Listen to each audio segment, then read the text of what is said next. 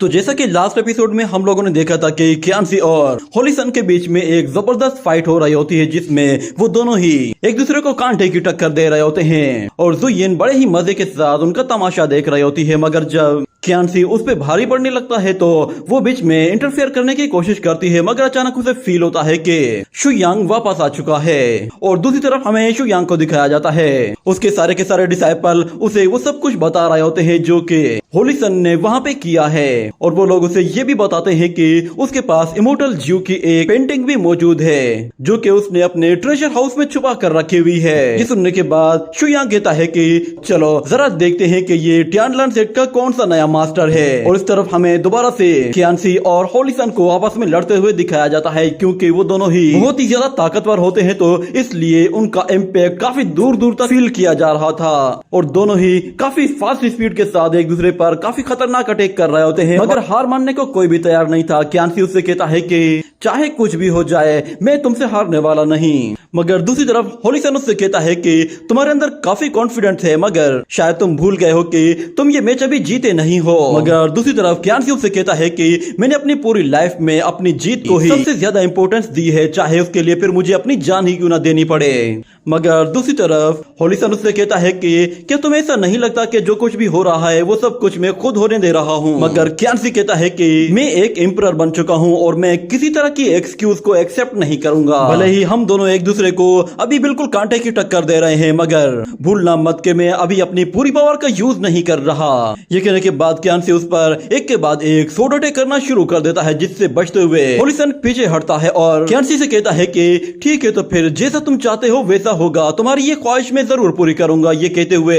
वो भी क्यांसी पर फिर काउंटर अटैक करना शुरू कर देता है, जिससे क्यांसी उसको बहुत ही आसानी के साथ डॉज कर लेता है और हंसते हुए कहता है कि क्या तुम इस तरह मुझसे फाइट करोगे। ये कहने के बाद अचानक से फिर फेंग ज़ुओ गोल गोल घूमते हुए उस पर बहुत सारे स्पिरिचुअल अटैक करना शुरू कर देता है और वहां से थोड़ा सा दूर हट जाता है। मगर हम देखते हैं कि अचानक से क्यांसी उसके बिल्कुल ऊपर आ जाता है और एक जोरदार अटैक के साथ उसे जमीन पर गिरा देता है। और इस तरफ ज़ुयिन को फील होता है कि कोई उसकी तरफ आ रहा है। उसे पूरा यकीन था कि ये कोई और नहीं बल्कि शुयांग है। वो फेंग ज़ुओ से कहती है कि जल्दी से ये खेल खत्म करो, अब इसके साथ और ज्यादा टाइम पास करने का वक्त नहीं है। ये सुनते ही फेंग ज़ुओ फौरन से हवा में ऊपर आ जाता है और उस पर एक पावरफुल एनर्जी अटैक करता है, जिसकी वजह से क्यांसी भी एक एनर्जी वेव अटैक करता है और दोनों ही फिर से एक दूसरे पर हमला करने की कोशिश करते हैं, जिसकी वजह से क्यांसी फिर से फेंग ज़ुओ को जोर से जमीन पे दे मारता है। मगर दूसरी तरफ ज़ुयिन अभी भी बहुत ज्यादा परेशान होती है और इस तरफ हमें दिखाया जाता है कि फेंग ज़ुओ अब थोड़ा सा सीरियस होने लगा था। वो इस खेल को खत्म करने के लिए अपनी विंड ब्रिज टेक्निक का इस्तेमाल करता है, जिससे वो एक एनर्जी टोर्नेडो क्रिएट करता है जो कि क्यांसी को चारों तरफ से घेर लेता है। और फिर हमें दिखाया जाता है फेंग ज़ुओ को, वो कहता है कि क्यांसी मैंने तुम्हें इस विंड टेक्निक के बीच में झुलसा दिया है, इससे तुम्हें एक बहुत ही आसान सी मौत मिलेगी, उम्मीद है कि तुम्हें इसमें जरा भी तकलीफ नहीं होगी। और फिर ज़ुयिन कहती है कि हाँ हमारे बीच में एक अच्छा सा पास्ट था और उस पास्ट की खातिर मैं इसकी कवर पर एक पाल्म ट्री भी उगाऊंगी। मगर अचानक उसे फील होता है कि क्यांसी अभी भी जिंदा है। वो कहती है कि मुझे कुछ गड़बड़ लग रही है। वो शाओ से कहती है कि क्या तुम्हें फील नहीं हो रहा कि उसके अंदर कुछ अजीब सी हलचल हो रही है। ये सुनकर वो होली सन भी काफी गुस्से में आ जाता है और कहता है कि अच्छा तो ये अभी भी जिंदा है, लगता है कि शायद इसने अपने डेविल रियलम को क्रॉस कर लिया है, बहुत जल्द ये अब सुप्रीम एम्परर बनने वाला है। और दूसरी तरफ हम लोग क्यांसी को देखते हैं, उसने फिर से अपनी एनर्जी के जरिए ब्रेक थ्रू करके एक और लेवल को अचीव कर लिया था, जिससे वो अब एक सुप्रीम डेविल एम्परर बन गया था। और उसके पीछे हमें दो विंग्स भी दिखाई देते हैं। वो आते साथ ही जैसे ही फेंग ज़ुओ पे हमला करता है तो फेंग ज़ुओ अपने सामने एक शील्ड बना लेता है, मगर क्यांसी उसे क्रॉस करते हुए फौरन से नीचे जा पहुंचता है। इस अटैक की वजह से फेंग ज़ुओ को ज्यादा चोट नहीं लगी थी, मगर वो आकर कहता है कि क्यांसी मेरे दोस्त तुम बिला वजह में ही इतनी ज्यादा स्ट्रगल कर रहे हो, तुम्हारी ये सारी की सारी मेहनत वैसे भी जाया हो जाएगी। ये सुनकर क्यांसी फेंग ज़ुओ से कहता है कि तुम भी ये बात जानते हो कि मेरे डीमन क्लैन के सारे लोग मेरा इंतजार कर रहे हैं, मैं उन्हें ऐसे नाउम्मीद नहीं कर सकता, चाहे कुछ भी हो जाए ये फाइट में हर हाल में जीत कर ही रहूंगा। ये बात सुनकर फेंग ज़ुओ से कहता है कि पता नहीं आखिर तुम्हारा मसला क्या है, तुम इस फाइट को लाइफ एंड डेथ बैटल क्यों बनाना चाहते हो। मगर फिर क्यांसी उससे कहता है कि इस बैटल को जीतने के लिए अगर मुझे अपनी जान भी देनी पड़ी तो भी मैं पीछे नहीं हटूंगा, और सबसे पहले तो मैं तुम्हें मजा चखाने के लिए अपनी जरा पावर शो करता हूँ। ये कहने के बाद वो अपनी एनर्जी के जरिए वहां पर एक स्पिरिचुअल बॉडी क्रिएट करता है जो कि साइज में काफी ज्यादा बड़ी होती है और इसे वो सुप्रीम गोलेम का नाम देता है। और दूसरी तरफ जुयिन कहती है कि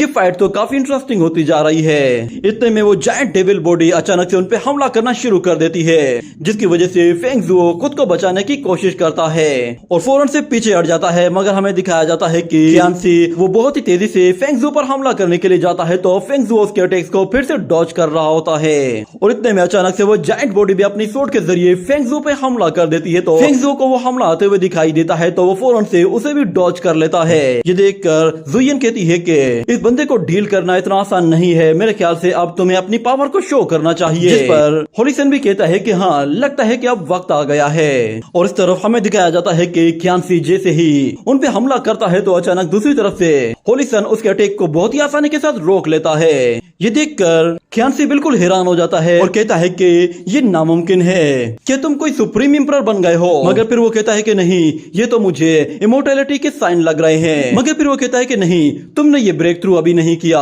लगता है कि शायद तुम हमेशा से ही एम्परर थे। मगर आखिर ये सब कुछ कब हुआ? तो दूसरी तरफ फेंग जुओ से बताता है कि जब मैं खुद को प्रोटेक्ट नहीं कर सकता था उस वक्त मैं सुप्रीम एम्परर बन चुका था।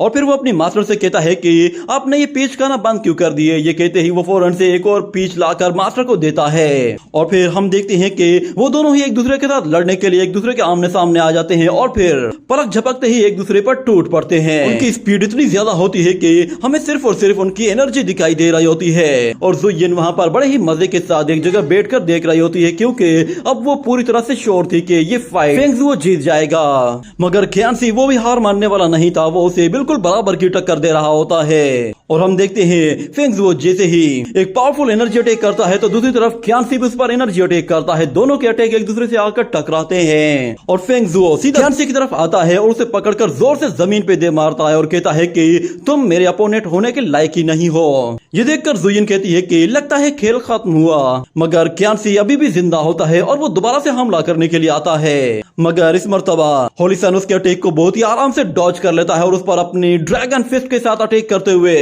फिर से उसे एक पंच मारता है, जिसकी वजह से क्यांसी बहुत ही जोर से आकर जमीन पे लगता है और होलिसन जैसे उस पर दोबारा हमला करने के लिए जाता है तो अचानक से जुयिन उठ जाती है और कहती है कि मुझे कुछ गड़बड़ लग रही है। और इस तरफ हमें दिखाया जाता है कि फेंग जुओ के अटैक को रोकने के लिए वहां पर मास्टर फेंग चेन और लुओ फेंग आ गए थे, जो कि क्यांसी को बचाने की कोशिश कर रहे थे। और फिर एल्डर लुओ फेंग कहता है कि तुम मेरे ब्रदर को इस तरह मार रहे हो, ये तो सच में दरिंदगी जैसा काम है। मगर फिर एल्डर शेन उससे कहता है कि ये मेरा शिकार है, तुम इसे मुझसे छीनने की कोशिश मत करना। मगर फिर एल्डर लुओ फेंग कहता है कि इसे सबक सिखाने की जरूरत है, इसलिए तुम थोड़ी देर पीछे रहो। मगर फिर दूसरी तरफ फेंग जुओ उन लोगों से कहता है कि तुम लोग मेरे स्पिरिट कंट्रोल स्पेल से बाहर आ गए हो, कहीं ऐसा तो नहीं है कि तुम लोगों ने क्यांसी के ब्रेक थ्रू में कंट्रीब्यूशन किया है। ये सुनकर वो दोनों ही मुस्कुराने लगते हैं और फिर ऊपर से एक पावरफुल लाइटनिंग आकर गिरती है, जिसकी वजह से फेंग जुओ पीछे हट जाता है। और फिर वो दोनों ही एल्डर से कहता है कि तुम लोगों ने काफी अच्छा खेल खेला है, मैं सच में अब तुम्हारे मास्टर को देखना चाहता हूँ, जो कि खुद को स्काई ब्लू सेक का लॉर्ड कहता है।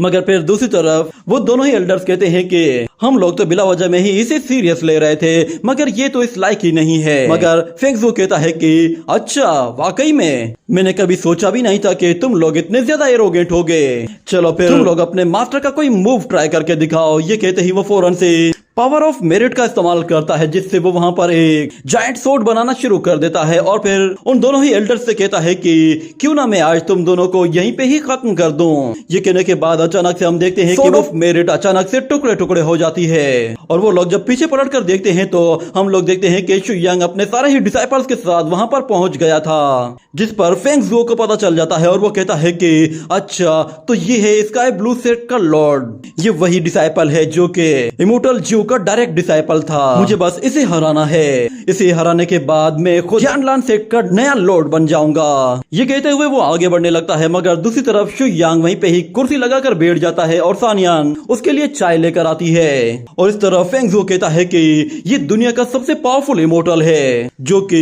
इमोर्टल जीव के बाद दूसरे नंबर पर आता है। ये कहते हुए वो उसकी तरफ जैसे ही जा रहा होता है तो अचानक जुयिन उसका हाथ पकड़कर रोक लेती है। उसे कहती है कि क्या हुआ तुम्हें, तुम ठीक तो हो ना। वो कंटिन्यूसली शुयांग को देखे ही जा रहा होता है, मगर दूसरी तरफ शुयांग वो उसे जरा भी घास नहीं डाल रहा था। इतने में अचानक फेंगजू को कुछ फील होता है, जिसकी वजह से वो थोड़ा सा डर जाता है और फिर वो कहता है कि मुझे बहुत ही अच्छी सी स्मेल आ रही है। आखिर ये इस तरह की स्मेल है, मुझे इसकी आंखें देखकर ऐसा लग रहा है कि जैसे इसकी आंखें बिल्कुल इमोर्टल जीव जैसी हैं। मगर दूसरी तरफ फिर लिन फेंग कहता है कि सुनो बच्चे, तुमने मेरे मास्टर के साथ पंगा लेकर बहुत बड़ी गलती कर दी है, अब तुम हमारे दुश्मन हो। मगर फेंगजू कहता है कि जरा देखो, एक और बड़बोला आ गया। मगर फिर वो शुयांग से कहता है कि किसी को बचाने के लिए अगर किसी को मारना पड़े तो फिर तुम क्या करोगे? क्या तुम ये सब कुछ इग्नोर कर दोगे ताकि जो जैसा चल रहा है वैसा ही चलता रहे, या फिर तुम अपने स्ट्रेंथ के दम पर सब कुछ अपने कंट्रोल में करोगे? तुम वैसे भी उस इमोर्टल के डायरेक्ट डिसाइपल हो, तुम्हें तो पता होना चाहिए कि मैं क्या काम करता हूँ। मगर फिर लिंगशु कहती है कि तुम्हारी बात करने की टोन से साफ पता चल रहा है कि शायद तुम्हारी खाल मसाला मांग रही है। मगर फिर रेनशुई कहती है कि इसे पीटने से काम नहीं चलेगा, हमें इसे काट के रख देना चाहिए। ये बातें सुनकर बाइलिंग थोड़ा सा डर जाता है और वो कहता है कि बाप रे, ये टियानलियान सेक्ट की लड़कियां तो बड़ी ही खतरनाक हैं, मैं तो गलती से भी कभी इन्हें ऑफेंड नहीं करूंगा। और फिर दूसरी तरफ शुयांग होलिसन से कहता है कि तुम जानते हो ना कि मेरे मास्टर को क्या करना पसंद है। तो फेंगजू कहता है कि हाँ मैं जानता हूँ, मेरे तुम्हारे मास्टर के साथ बहुत ही डीप कनेक्शन हैं। क्या तुम मुझसे अपने मास्टर के बारे में जानना नहीं चाहोगे? तो शुयांग कहता है कि हाँ क्यों नहीं, पर पहले मैं जरा तुम्हें अच्छे तरीके से पीटना चाहता हूँ। तो होलिसन कहता है कि ये तो अच्छी बात है, चलो फिर ये खेल अभी शुरू करते हैं। मैं भी देखना चाहता हूँ कि आखिर इमोर्टल जीव के डायरेक्ट डिसाइपल में कितना दम है। मैं तुमसे फाइट करने के लिए तैयार हूँ, चलो आ जाओ। तो शुयांग कहता है कि तुम मुझसे लड़ना डिजर्व नहीं करते, जिस पर होलिसन कहता है तुम्हारा कहने का क्या मतलब है। और दूसरी तरफ शुयांग अपने डिसाइपल से कहता है कि जाओ और जाकर इसके साथ टाइम पास करो। ये कहने के साथ ही ये एपिसोड यहीं पे ही एंड हो जाता है।